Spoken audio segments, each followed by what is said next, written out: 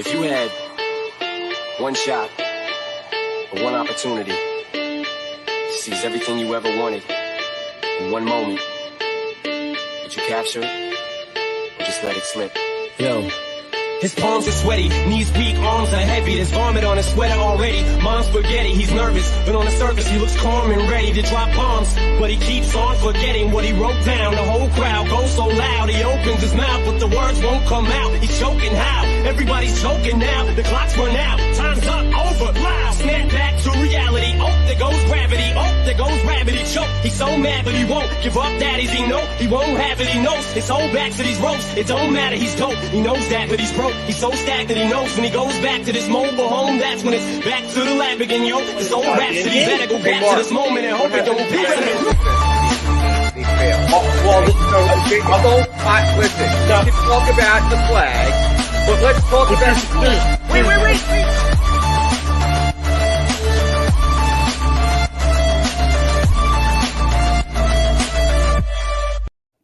What is up, everybody? Welcome to Trending in the AM. I am your guest host today, Dylan Davis. You can find me on Twitter at DylanJD98, and co-hosting with me bright and early on this Wednesday morning is my guy, Kata. Check him out on Twitter at KataHot79. And of course, check us out and check Kata out on TikTok. And that is right, Phil. It's a youth movement today on Trending in the AM. We're taking over, and you guys are stuck with us this fine Wednesday morning. But we got a lot to talk about. Kata, obviously, you got the Phillies jersey on. I know you share some raw emotion and early criticism and skepticism when it comes to this Phillies team and free agency. I'm a little more patient, so it'll be an interesting conversation there. It's another day of Chris Bryant, Nick Castellanos, and Kyle Schwarber watch. Are they being lazy?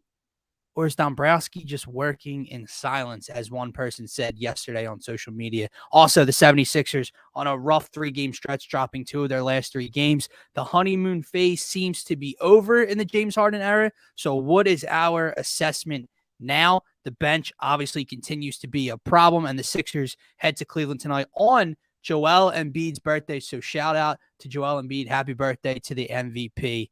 And whatever else we decided to get into today, because like I said, it's a youth movement today. Kata, what's going on? Dombrowski should be fired already. I don't believe this whole working in silence thing. I'll believe it when I see it, but they need to do something. I mean, there's so many big holes on this team right now. It's not like we're talking about, we need a bench piece like the Sixers do. We're talking about we need a starting left fielder, we need a starting center fielder, we need a third baseman. Like, it's more than just one position with this team. And I just don't see them spending the big money that they say they're going to. I think Bryant's going to the Rockies. I think that's pretty much a done deal. If he's with the ownership stage at this point, I don't see how they're going to get Bryant. Schwarber really doesn't do much for me anyway. He's just so streaky. I mean, sure, he had like 20 home runs in a month, but besides that, he had one good month. What's he going to do here? And Castellanos is a stud. I'd take him now. Castellanos is the one that we were linked to, I'd say probably 5 days ago or so. There was a tweet putting out that the Phillies are diligently, keeping an eye on Nick Castellanos front. Chris Bryant's interesting because, again, obviously it's come down to the Phillies and the Rockies. So it seems Jason Stark said it doesn't seem like Chris Bryant wants to be in Philly. But at the same point, like, what if you're the Rockies? Why are you trying to sign Chris Bryant at the moment? You just traded Nolan Arenado and Trevor Story in recent history. So why now are you trying to go out and sign Chris Bryant to a 4 or 5 year $1 million deal? It doesn't make any sense to me. The Schwarber thing's interesting because we don't agree there. I think Schwarber brings a leadoff bat that they're missing right now. He's got a great eye. He is streaky. I'll give you that. But that could also just be a little bit of recency bias because of that long-ass home run streak he had last season. I think at Citizens Bank Park, he probably hits 35-plus bombs this year. A little bit of an overstatement there, but we'll see. My thing is, I hear you because they do have multiple positions of need right now. So even if they go out and let's say they sign Chris Bryant later today, okay, fantastic. Well, we're still missing 2 to 3 other fielders and bats. We are missing bench depth. We are missing starting pitching, right? So I feel you on that front, but it's too early to start the heavy criticism, in my opinion. Like I know it as a Philly fan, I see it all the time. I even do it myself where we want more. And obviously the Phillies need more, but this roster is not a finished product yet. So to me, you have to sit back, and I'm not stating that Dave Dombrowski is going to go out there and get one of these 3 names. I'm not stating that he's going to fill all these holes of need. Maybe he doesn't. And then we rip into him and we rip into Middleton for not spending, et cetera, in this organization. But right now, with all these names still out there, Freddie Freeman hasn't even signed anywhere yet. And I feel like that's the first domino. That's the first chip that's going to fall here in free agency. We can't just sit here and fire Dombrowski into the sun, get rid of him, sell the team Middleton, because you don't know what they're going to do. And in my mind, I don't know how to trust John Middleton, but he has to know that this offseason is incredibly important and that he has to open up his wallet. That's my only thinking here. Yeah, I think part of the problem here is everybody else in the division is spending big money, and they're going out and getting these guys. Like, I mean, we see what the Mets are doing right now. They're spending on everybody. And same thing with the Braves. The Phillies are sitting back and signing guys like Brad Hand and Jarius Familia, who are fine signings. But you need somebody who can hit so you can actually get to the bullpen with a lead. So let me ask you about those signings, because that's another piece of overreaction. And no, this isn't a Monday, so it's not overreaction Monday here on Trending in the AM, but I see a lot of freak out about the bullpen. And while, again, I understand, am I a fan of the Familia signing? Not really. Do I love Brad Hand? Not really, but I like it. I understand it, right? They also went out and got Corey Knebel before the lockout. And then who was the addition they brought in yesterday or 2 days ago? Dylan Maples. Yeah, they brought him. Yeah. So we'll see if he makes the roster, right? However, I see people complain. It's like they always just want more with this organization that hasn't showed you why you should want more. This bullpen has been a disaster for the last 3+ years, right? And specifically the last 2, they've been historically bad and blowing an historic amount of saves and leads. My problem is, so now you go, okay, upgrade the bullpen. Well, technically, they're upgrading the bullpen. They've signed 4 names to this bullpen. Sir Anthony Dominguez is coming back. It's a different shaped, it's a different looked bullpen. Still not good enough. Still complaining. Like I just don't get what the fan base wants. Am I saying Brad Hand's going to work out? No, but Brad Hand threw a 2.70 against teams not named the Philadelphia Phillies last year. Okay, Familia. Yeah. I forget who he had a rocky 2 seasons ago. He had a rocky finish, but with the Mets he was serviceable last year. And in this bullpen where we were at the bottom of the bottom, we were at our lowest low here with this bullpen. Every game it felt, oh God, here they come. Here comes another blown lead, right? It's a step in the right direction. Anybody different is a step in the right direction. Yeah, I mean, it is a different bullpen, but when you look at the guys that left and then the guys that they got back, it's almost just like a swap out. Like Hector Neris was pretty good. Ian Kennedy has ups and downs, just like Familia has. And who was it? Archie Bradley was pretty good last year too. They weren't the problems in the bullpen. It was the other guys back there. Right. And we'll see how the rest of the bullpen shapes out. I'm not as worried about the bullpen this year, but we'll see. They haven't made that. I think they need one like really established guy in the bullpen who's like, when he goes in there, he's not going to mess up, like the Brad Lidge that we had in 2008. They need something that's just like, okay, he's going to get us 3 outs. And I don't think they have that right now.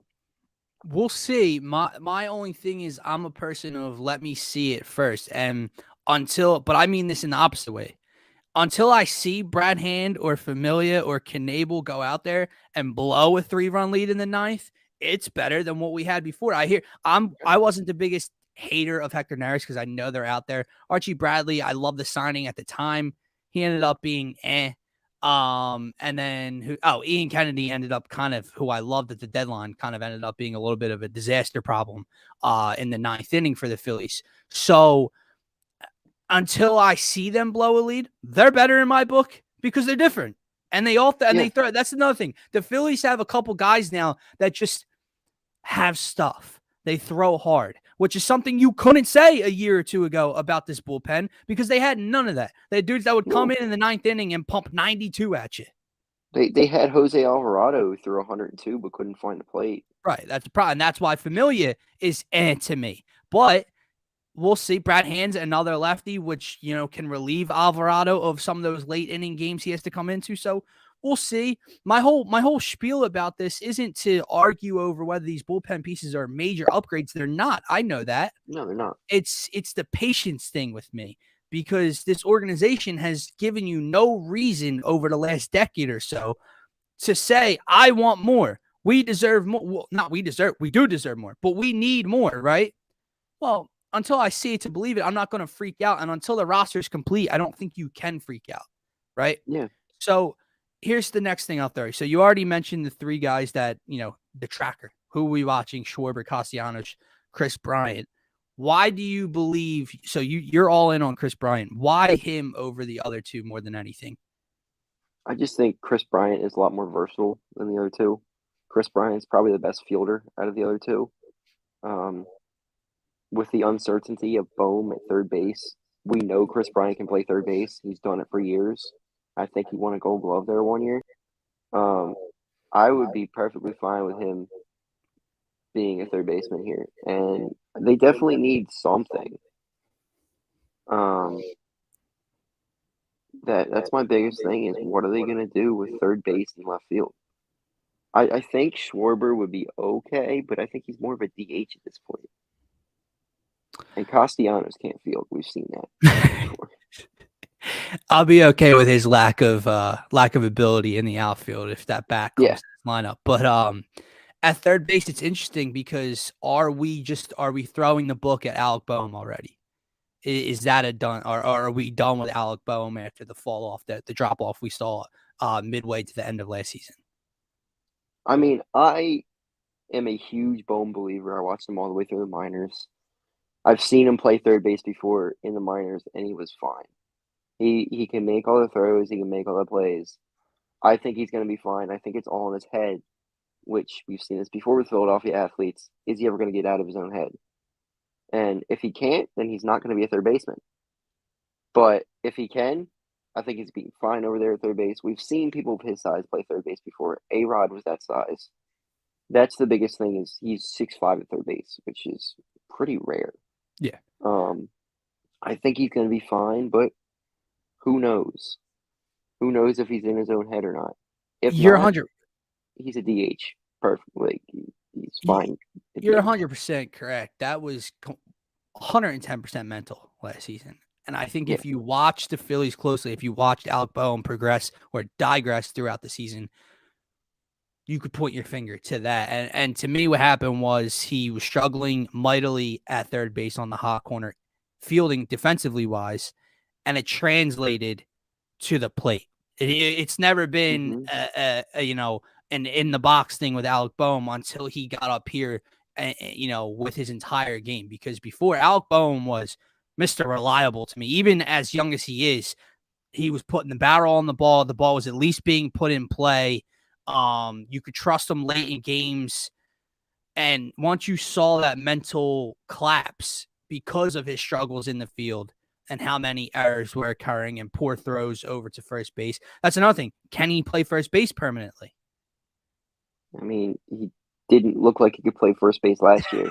Now, I think he could, but I think you're much better off trying him at third base first because it's so much harder to find a third baseman, as we found out, than finding a first baseman.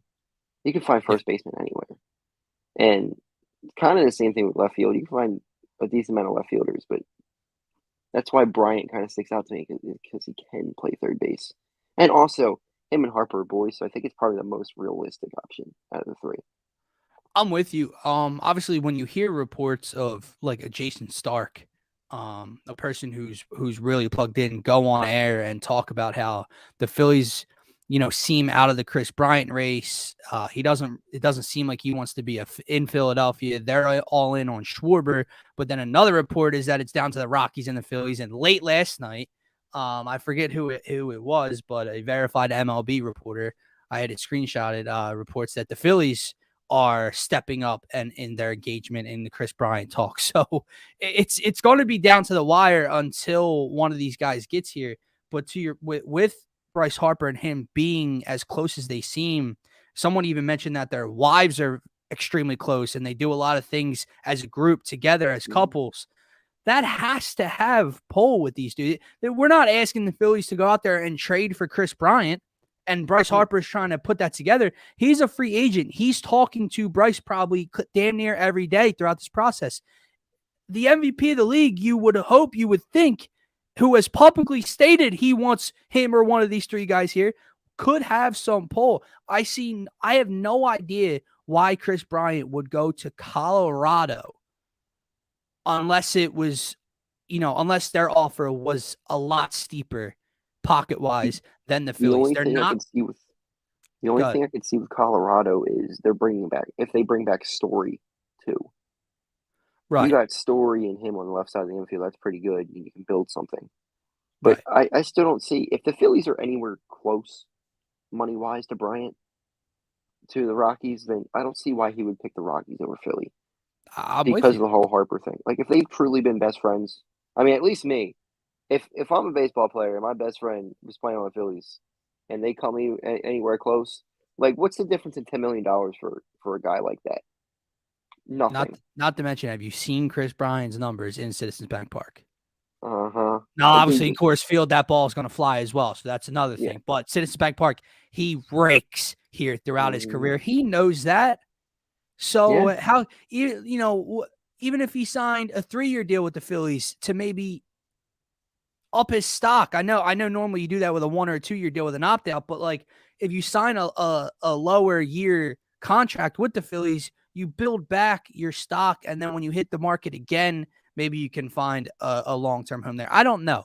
My thing is the Phillies, although not making the playoffs for the last decade, with the MVP of the league, with a Cy Young runner-up, with the best catcher in baseball, that has to pull weight, and you can tell that they're right on the brink of getting to the postseason, and that's all these guys can ask for as of right now.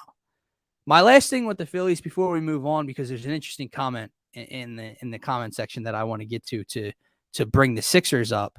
But my last thing with the Phillies, I'm going to give in to the criticism a little bit. It's not criticism, it's confusion. Because while I'm going to wait and see how the roster plays out before I judge and criticize to a full extent, at the end of the day, I'm just confused at the direction they're trying to go. I said this the other day to Mark Farzetta. This organization has a severely depleted farm system. We know that. That's been the case for multiple years now. They spend money, but not enough to be contenders. Like everyone has this idea that they don't spend. No, they don't go. He won't go over the luxury tax. They spend. I remember 2 off seasons ago, they were number 2 or 3. They had spent the number 2 or 3 most money that off season in the entire MLB. They spend, but not enough to push you over the hump.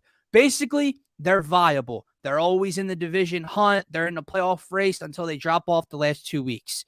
But to me, you don't compete to be viable. You don't spend to be viable when you go out and sign the MVP of the league to $330 million. When you extend the best catcher in baseball to a 5 or 6 year deal. When you have this Cy Young runner-up in Zach Wheeler that you signed to a 5-year deal 2-3 years ago.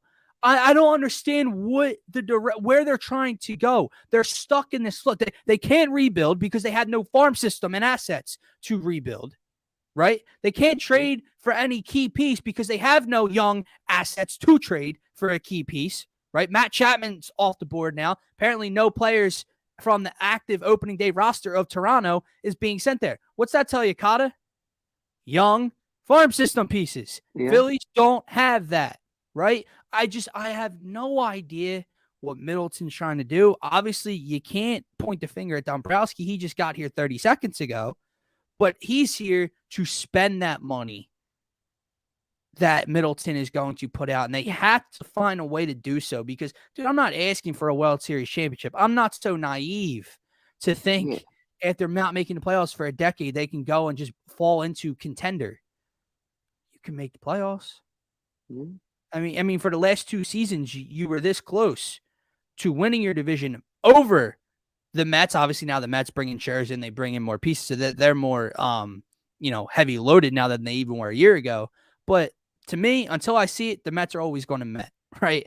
Yeah. The Nationals, since their World Series have dropped off, obviously we know Miami gives us a tough time, but they're not contenders or winning this division. And the Braves, who won the World Series last year, are losing their leader and arguably their best player in Freddie Freeman, obviously bringing in Matt Olson, but we'll see. So to me, you've been right there. There's no reason to not add a Nick Castellanos, Chris Bryant, Kyle Schwarber type of bat, add a few more pieces and say, hey, let's win the effing NL East. I don't know what they're doing. Well, and you touched on it a little bit. The biggest problem with the Phillies over the last few years is they can't develop talent. You look at any team that goes out and wins a World Series, it's because they develop talent. Atlanta developed Freddie Freeman. What have we got? The problem is they jerk guys around like Nick Maton and Luke Williams and even Matt Vierling at the end of last year. He should have been starting every day when he was on that tear. And he should have a starting spot this year. They do this to guys. They ruin them developmentally, and then they have nothing. I mean, you look at this roster right now, not many of these players have been developed by them. I mean, maybe Aaron Nola, who has been up and down his whole career. And you got Hoskins, who has kind of regressed in some aspects. Scott Kingery. But besides that, yeah, Scotty Kingery, they ruined him too. I mean, that's the biggest problem is they can't develop their own talent. And sure, you can go out and sign players every offseason, but that's not going to work every year. At some point, you got to develop somebody. And that's why Bryson Stott should be the starting shortstop coming out. And unless they sign two outfielders, Matt Vierling should be starting in one of those outfield positions. Odubel Herrera sucks. We know this. Yeah, he may be a serviceable center fielder, but Vierling tore it off last year. And he can definitely be a starter and a solid player. Let's see what he can do first before you put Odubel back in. I'm with you. Obviously, the Odubel signing was the most tone-deaf signing an organization could make. Not a great dude off the field. Not a fan favorite, to say the least. Strikes out a ton. Bad attitude. And is a mishap waiting to happen in the field. I don't know what they were trying to do there in center field. But that actually brings up another question I meant to ask. And see, Phillies actions say they are trying to rebuild while trying to stay competitive. Hopefully, caught a hot.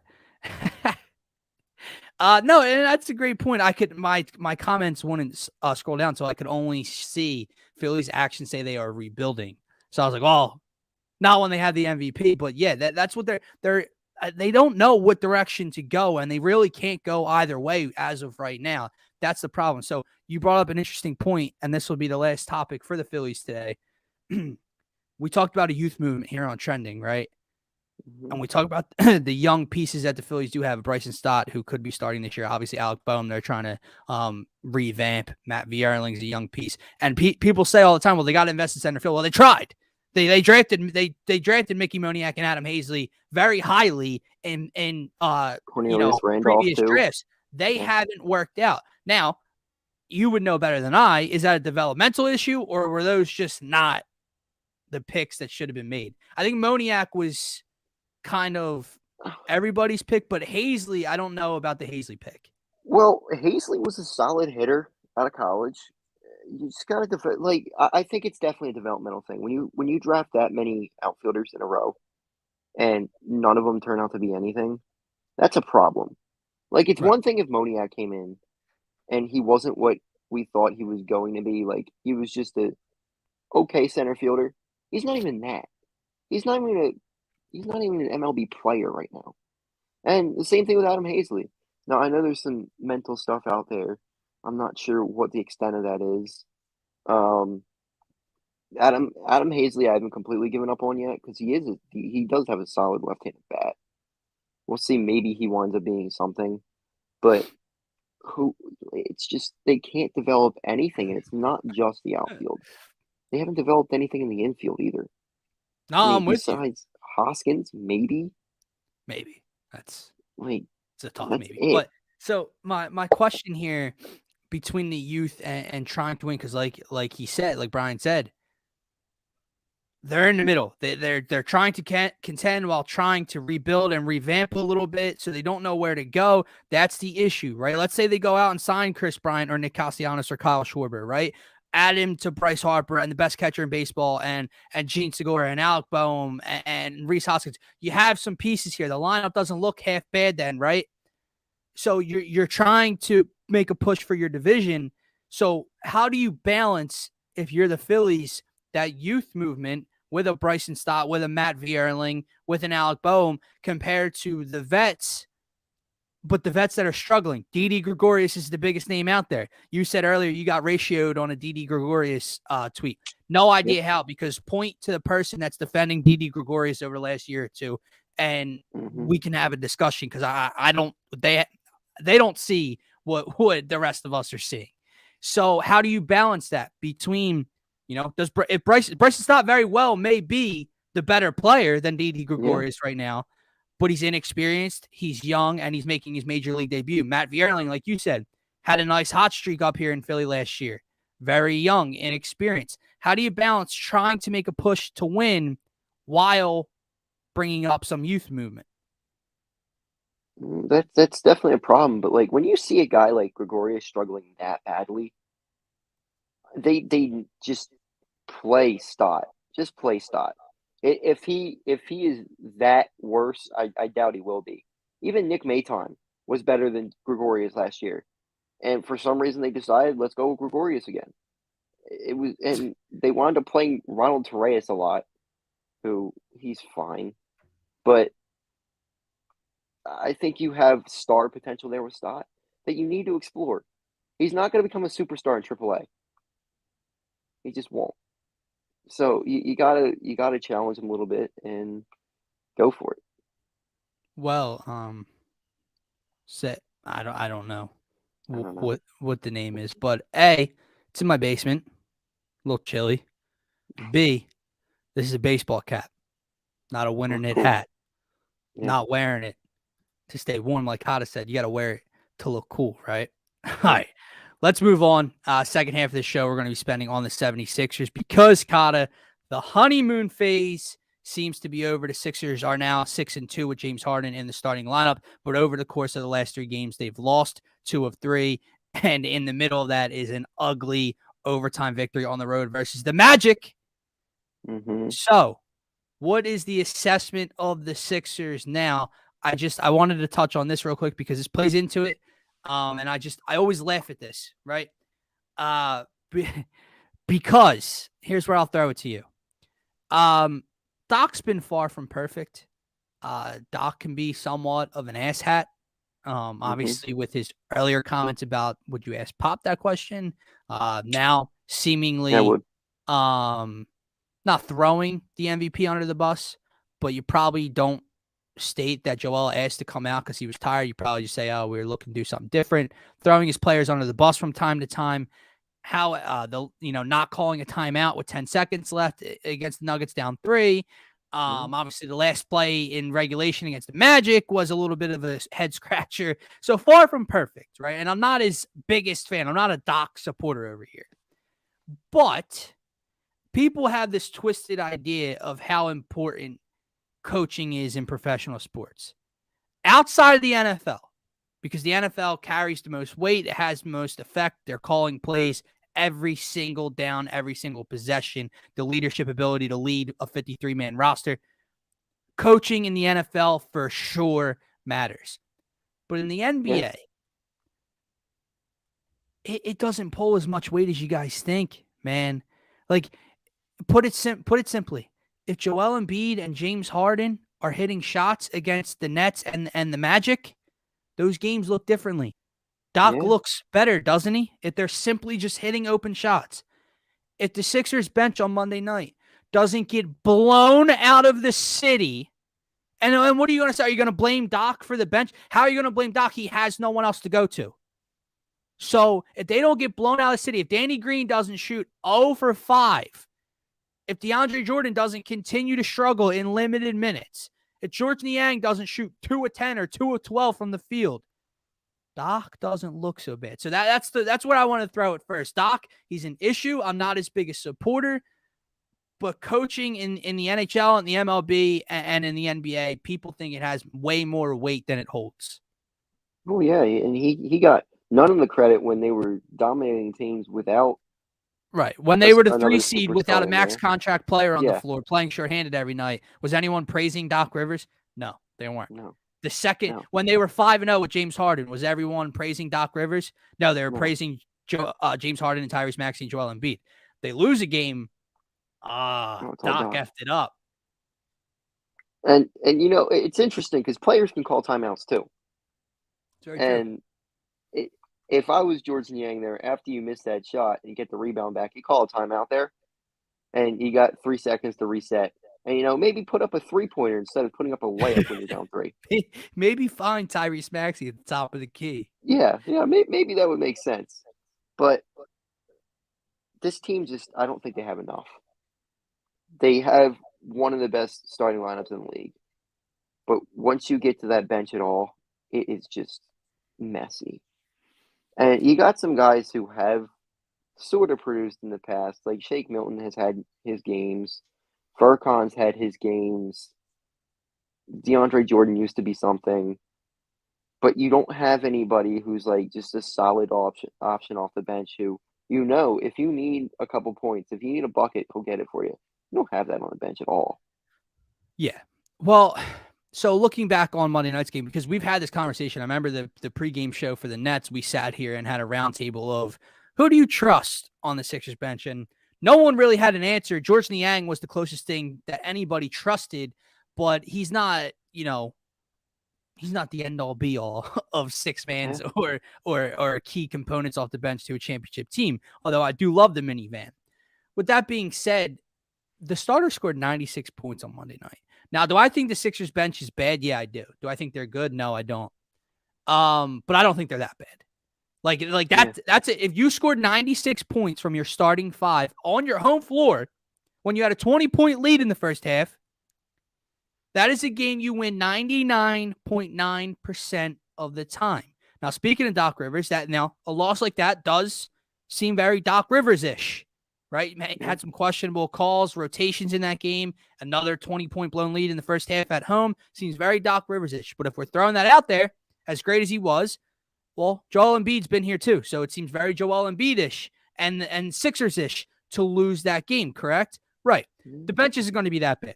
And so to take it where you don't think they have enough. I'm not stating that they do, but before the loss and before the 3-game struggle, I thought this team, can contend for an NBA championship. Am I guaranteeing a victory? No, I think they can get there. I think they can compete for one. After a loss or two, I still believe that. I can't hold as much weight with this bench, even after the ugliest performance we've seen all season long, because come playoff time, as we've discussed a lot, those minutes get shrunk a lot. Like they're already getting shrunk. Joel Embiid probably played 36 minutes the other night. Joel Embiid's going to play 38, 39, 40 plus minutes a game. DeAndre Jordan's only going to have to play 8 to 10 minutes, right? Yeah. That's even if you have to play DeAndre Jordan. Paul Millsap, he's been kind of rotated out, but he was dealing with some family stuff, some off the floor stuff. He can come back. You can get different looks with a small ball 5, another bench piece. I don't know what he's going to do. Obviously George Niang's not going to shoot 2 of 12 from the field all the time. Hopefully he's not taking that many at all. Right, exactly. And that's another problem. James Harden shot the ball 11 times. George Niang shot the ball 12 times. That should never happen in the history of basketball. And we're going to get to James Harden and that aggressiveness pretty soon. But my assessment now, I still think they're good enough to compete for a championship. They're still 6-2 with James Harden. They didn't get run off the floor by Jokic in Denver. They had a lead 95% of the game and couldn't come home with it because their bench got outscored by 100 against Bones Highland, who couldn't miss from three. Boogie Cousins hits back-to-back threes in the fourth quarter. Just stop it. I'm sitting behind that basket just watching everything go in on Monday night. Like, oh, dear God, here we go. So tough loss, but no, it doesn't deter me. The honeymoon phase is for sure over. It doesn't look as good. The spacing doesn't look as good. The others outside of Joel Embiid and James Harden aren't contributing as much. Tyrese Maxey has taken a step back. Tobias Harris is still up and down, and obviously the bench has been struggling, right? So it's over. But I think that I believe they're going to be okay. I don't think the world is coming crumbling down, crashing down on the Sixers. All right. Speaking of James Harden, dude, talk to me here. What's going on? Listen, he had basically a 24-point triple-double on Monday night. He was 6 of 11 shooting. He was very efficient. 24 points, 9 rebounds, 11 assists. Dude was good the other night. But as you stated, James Harden took less shots than Georges Niang. We saw in overtime in Orlando him struggle to shoot the ball. He hesitates and passes up a wide open three at the top of the key to Georges Niang. He obviously struggled mightily against Brooklyn in that blowout loss. What's going on? Where is this? Everyone talked about this ball hog, this ball dominant, dribble the ball into the floor until there's 2 seconds left and put up a shot, James Harden. I need some of that now. Like, go be that stubborn asshole that doesn't give up the ball here and there, because I need it from you, dude. I don't know what's going on. I get it. He's new here. He's trying to fit in. They're going through different rotations. He doesn't want to be so ball dominant. But, brother, I'm asking you to be. The city's asking you to be a little bit. Yeah. And I don't want to blame Tyrese Maxey. It's not his fault that he's not putting up shots. But I think Tyrese Maxey definitely has somewhat of an effect, because I think Harden knows he doesn't want to ruin his development either. And I think they kind of just need to maybe stagger the minutes a little bit, because he's passing way too much. And it's like, you're not Ben Simmons. Shoot the damn ball. Yeah. Like, you actually make threes unlike him. He's not, obviously he passed Reggie Miller on the all-time three-pointers made list since he's been in Philly, but he hasn't been shooting the ball from three specifically well since like the second game in New York or the third game against the Knicks. So it's been, he just hasn't shot the ball well, obviously 6 of 11 the other night, but I just need that aggressive level, even when he's getting to the rim. Now, should he be getting those calls? Possibly. I just feel like he's been looking for the whistle too much at the rim instead of focusing on finishing. I don't know. It's obviously a learning curve for him and the whole team right now, but James Harden, you're listening. I know you are trending in the AM right now. Yep. I need you. He loves me. Yeah, I need you to be more aggressive. You're 40. one guy kind of doesn't do it. control. What's up? Put up 40. I know you can still do it. 100% he can still do it. Like that's what's getting so twisted. This narrative, man, over these last 3 bad games is somehow he's washed and he's not the same player or scorer he used to be. And maybe that's what he needs. Maybe he needs to go out and say, Joel, you know what? You have your games. It's time for me to have mine. Right. And I'm fine with him being a first option a couple nights. I think that's his problem, is he's trying to be a second option too much. Just go do your thing. Play your game. Go dominate. Dude. There's been a lot of times, and especially on Monday watching it there live, where not only is he passing up looks, he's giving the ball up with like 3 or 4 seconds on the shot clock, putting lesser talented players and scorers in horrible positions at times. Yeah. Georges Niang's getting the ball on the dribble with 4.5 seconds on the shot clock. That possession ain't ending well. Hate to break it to you. So I just need him to be more aggressive, and the whole Wash thing and the Joel thing, they can do it together. I see, because the first 4 games he was here, when Joel was averaging 33 with him on the floor, Pretty sure James was averaging like 27.5 with basically a triple-double. So whatever, I know that the competition level was a little lower, but they also kicked the shit out of the Bulls. They came back down 20 against the Cavs, and Harden scored 25. I know it's in there. And maybe that's just it, Kata. Maybe, just saying, guys, players go through cold streaks. Players don't shoot the ball well every night. So that's the thing. It's only been 3 games of struggle. And we're cowering. We're like, oh my God, no, it's not going to happen now. He shot the ball poorly against the Nets. He shot the ball poorly against the Magic in Orlando. And the other night, I think maybe the lack of aggressiveness was a stem from that. Yeah. You know, he doesn't want to continue to hurt his team by shooting 3 of 19. So let me get other guys involved. I'm going to shoot my 6 of 11 efficiently, get to the line, blah, blah, blah. I also wonder if that hamstring is still... I also wonder if that hamstring's still bothering him. I know he put some different type of sleeve on his leg the other night. Yeah. That I haven't seen him have before. So that could have an effect too. It could be. But, and you know, after defending Doc Rivers to the viewers, I've noticed that there's about 3 negative things I'm about to say about him. Doc, you did a great job over the winning streak of staggering 2-2 of your stars. Of your starters, right? What happened? Because over this rough patch, I'm seeing a lot more of James Harden with 4-man bench unit for multiple minute stretches. I'm good with it for a minute or two to relieve before Tobias Harris or Joel Embiid comes back in with James Harden. I'm seeing James Harden, George Niang, Danny Green, DeAndre Jordan, and Isaiah Joe out there for 3.5 minutes at a time. And they're getting crushed in those 3 minutes. That was the change of the game. I'm pretty sure Denver went on a 9-0 run after Embiid checked out, and it was Harden and 4 bench players the other night, and that changed the whole momentum of the game. I don't know what Doc's doing with that. Again, it's a learning curve. He's trying to figure out his rotations. But you were doing such a good job of keeping 2 on the floor damn near all game long. You went away from that. Do you notice that correlates with the struggles of the bench unit? Yeah. Well, I think the bench unit is just that's like his cocaine. He loves to do it. And I think he's relapsing right now. He's trying to get away from it, but he's just going into a relapse. And I think somebody needs to put him in a rehab because he's just addicted to these bench units. And it sucks because we have such a terrible bench unit. Like, if it was a decent bench unit and we could do this, like, it's fine. If you have a guy who, like Tyler Hero, is going to put up 26 points a night, and you have a bench unit, it's different.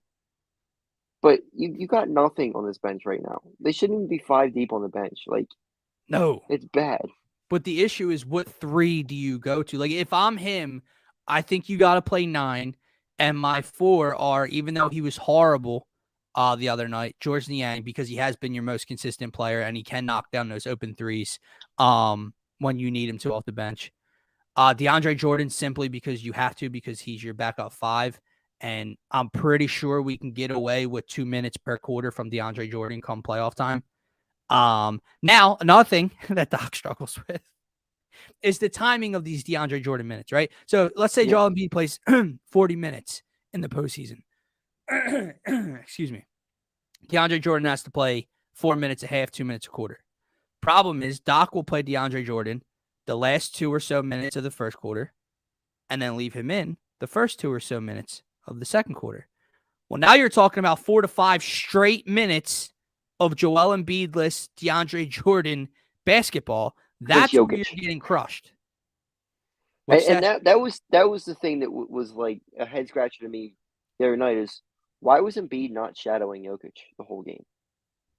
And I think maybe it had to do with the back-to-back.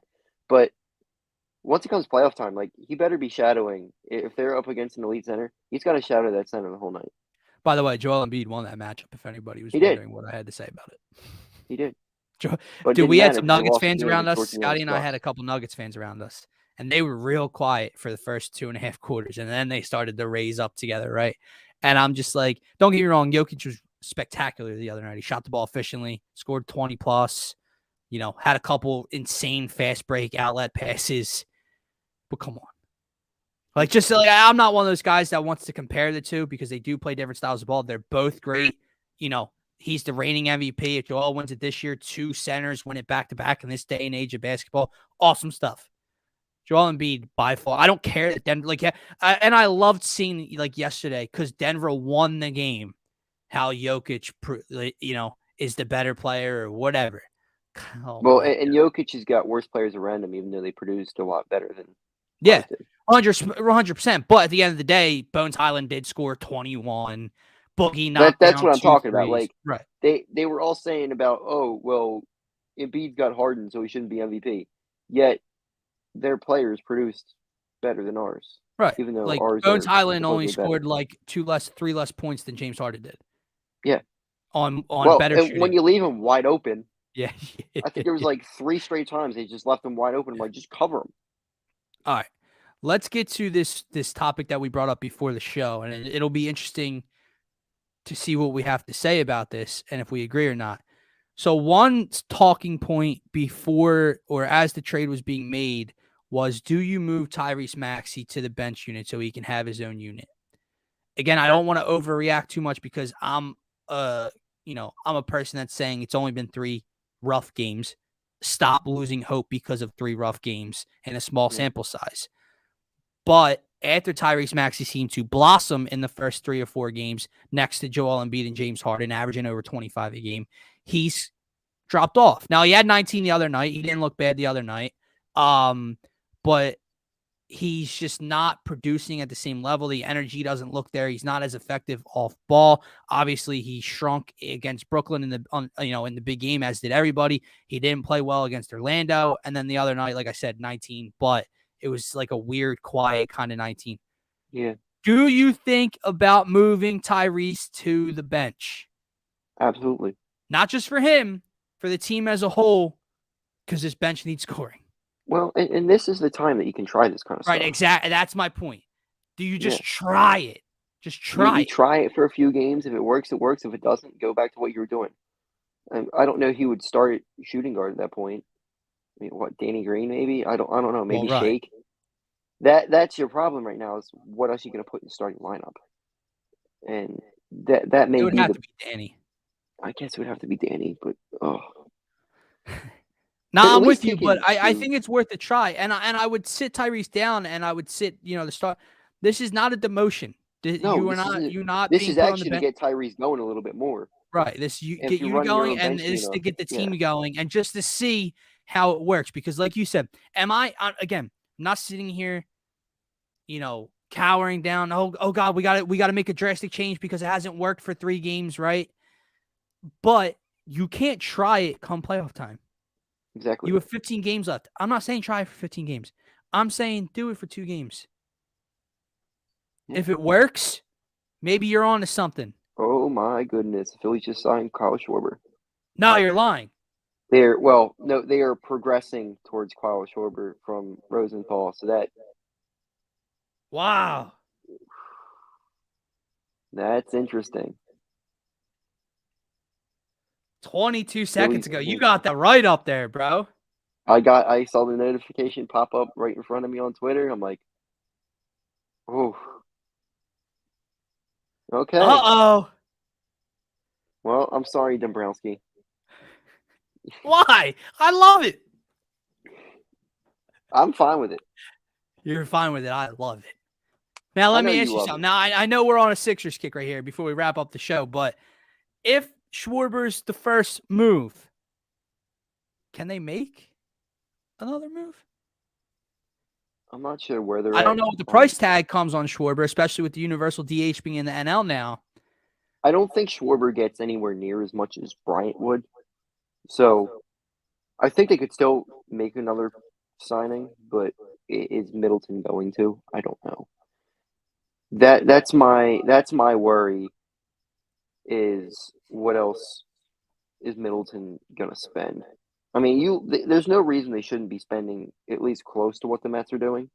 Yeah. Well, they're in your division. If the Mets, I think they're at over $100 million more than us right now. I think they're at $290 million or close to that, and the Phillies are at like $170. So the Phillies still have more room to spend if they want to. I think Bryant would be. I don't think Castellanos would make sense since you already got Schwarber. Bryant would make sense because he can play third. Are they going to do that? I think signing Schwarber is almost giving up on Bryant, but that's just me. We'll see. It's going to be interesting. Let's see if they can bring home Kyle Schwarber today. But before we wrap up the show, bro, the Sixers are in Cleveland tonight, taking on the Jared Allen-less Cavs. I believe we're 3-0 this year against Cleveland, with this being the fourth and final game. I think so. I know we won the last two. Maybe they're 2-1. I'm not sure, but I know they won the last two for sure against the Cavs. What are your thoughts on tonight's game? I'm expecting pessimistic Kata to come out to play now. I mean, what have we saw over the last few games? Like, nothing right now is inspiring me with the Sixers. They just look lifeless, kind of, out there. I mean, you got Joel Embiid, who's the MVP, and Harden, who looks like a third option playing as a second option, and Tobias, we don't know what Tobias is, and Maxey looks like he fell off a cliff. So, I hope there's going to be – I thought the Magic game was going to be that game that just sparked them, kind of like how Kyrie dropped 60 against them last night, but we barely beat them. So, there's just – hopefully there's a game where they just beat the shit out of a team and get their confidence back. And I don't know if the Cavs are that, but hopefully there's a game here soon where they just beat the shit out of a team because they need to. It's going to be a tough stretch. It's not just the Cavs tonight. You come back home against the Mavs, middle playoff team over in the Western Conference, and Luka on Friday. Then you get Toronto on Sunday, I believe. And then I believe the Hawks are somewhere. The Bucks are coming up. The Heat maybe again. They have a tough stretch coming up. So James Harden, after the Nets game, said, "This is good. That sucked. We got our ass kicked. Let's see how we respond." They haven't responded well so far. They're 1-1 since that game and haven't looked good in either.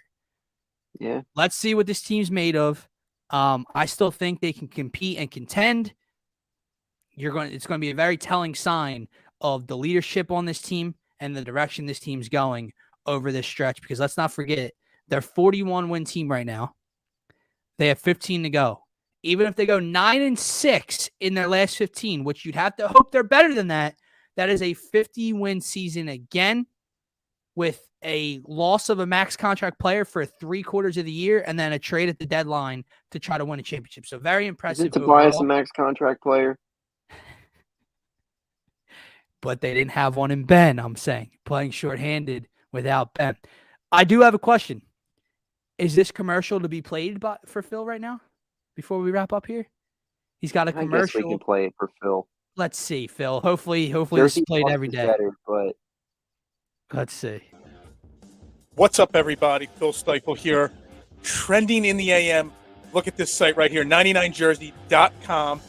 Proud supporter of all Trending in the AM shows. Make sure you check them out. Like I said, 99jersey.com.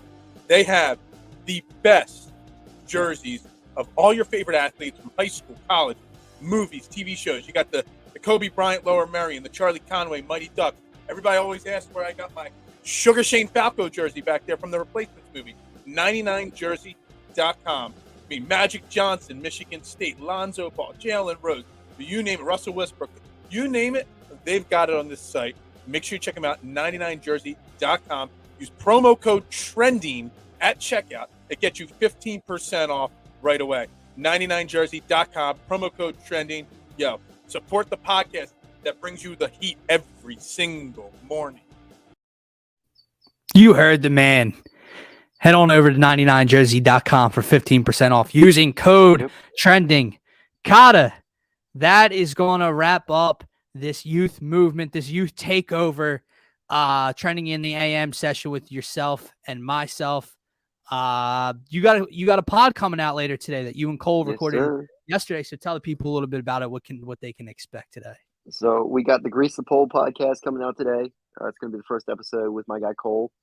And it's supposed to be a really funny podcast. It's a lot of myself doing my overreactions, which everybody loves. So check it out today. It's on my YouTube. It's on DSM Media's YouTube. I think it's going to come out around 4. So it's gonna be funny. So go check it out. All right, guys, and I believe today between 5 and 5:30 start time. Or what time are you guys airing? I know it's scheduled.